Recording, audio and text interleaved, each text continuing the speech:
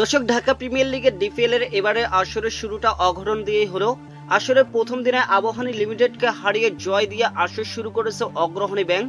টুর্নামেন্টের উদ্বোধনী ম্যাচে মিরপুর শেরেবাংলা জাতীয় ক্রিকেট স্টেডিয়ামে নাজমুল হোসেন শান্তর দলকে 6 উইকেটে হারিয়েছে ইমরুল কায়েসের দল। এদিন সেঞ্চুরি মিসের আক্ষেপে পড়েছেন ইমরুল কায়েস। দর্শক, সেঞ্চুরি পথে থাকলেও 94 রান করে ফিরতে হয়েছে তাকে। অবশ্য তার দল জয় নিয়ে মাঠ ছেড়েছে। আবাহনী ছুড়ে দেওয়া 235 রানের লক্ষ্য শুরুটা ভালো করে অগ্রহণী ব্যাংক। ইমরান উজ্জামান ও সাদমান ইসলাম মিলে আবাহনীর বলারদের দেখে শুনে রান তুলতে থাকেন। পাওয়ার প্লেতে কোনো উইকেট না হারিয়ে দলীয় 50 রান পূরণ করে অগ্রহণী ব্যাংক। দুই ওপেনার মিলে রান তুলতে থাকলে দলীয় 58 রানের মাথায় মুসাদ্দেক হোসেনের বলে বোল্ড হন ইমরান। দর্শক, 35 বলে 35 রান করে সাজ করে ফেরেন এই ওপেনার। সঙ্গী হারালেও তিনে নামায় ইমরুলকে নিয়ে রান বাড়াতে থাকেন সাদমান।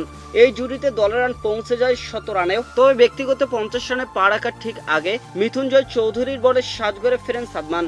17 বলে 46 রান করে আউট হন তিনি। তবে 2 উইকেট হারানো অগ্রহণী ব্যাংকে এরপর আর পিছনে তাকাতে হয়নি। ইমরুল ও অমিত হাসানের জুটিতে দ্রুত ভালো অবস্থানে পৌঁছে যায় দলটি। আবাহনীর বলারদের বিপক্ষে দায়িত্বশীল ব্যাটিংয়ে নিজের 50 পূরণ করেন ইমরুল। এমনকি দারুণ ব্যাটিং করে নিজেও হাঁটছিলেন সেঞ্চুরির পথে। কিন্তু 17 রান থেকে মাত্র 6 রান দূরে মাহফুজুর রহমান রাব্বির বলে রাকিবুলকে ক্যাচ দেন এই ব্যাটার। ইমরুল বিদায় নেওয়ার খানিক পরে রাব্বিকে সুইপ খেলতে গিয়ে বোল্ড হয়েছেন অমিত। তবে মার্শাল আইয়ুব ও তাইয়ুবুর রহমান মিলে দলকে জয়ের বন্দরে নিয়ে যান। এতে করে 6 উইকেটে জয় পায় অগ্রহণী ব্যাংক। এর আগে প্রথমে ব্যাট করতে নামা আবাহনী ইনিংসের প্রথম ওভারে ধাক্কা খায় শাহরিয়ার কামালের উইকেট হারিয়ে। রানের খাতা খোলার আগে এই ওপেনার ফিরে গেলে হাল ধরেন নাজমুল হোসেন শান্ত ও আরেক ওপেনার পারভেজ হোসেন ইমন। দুজন মিলে দলের রান 50-এর উপর নিয়ে গেলেও 51 বলে 20 রান করে আউট হয়েছেন নাজমুল হোসেন শান্ত। তবে এদিকে আবাহনীতে এবারেই নাম লিখিয়েছেন পারভেজ হোসেন ইমন।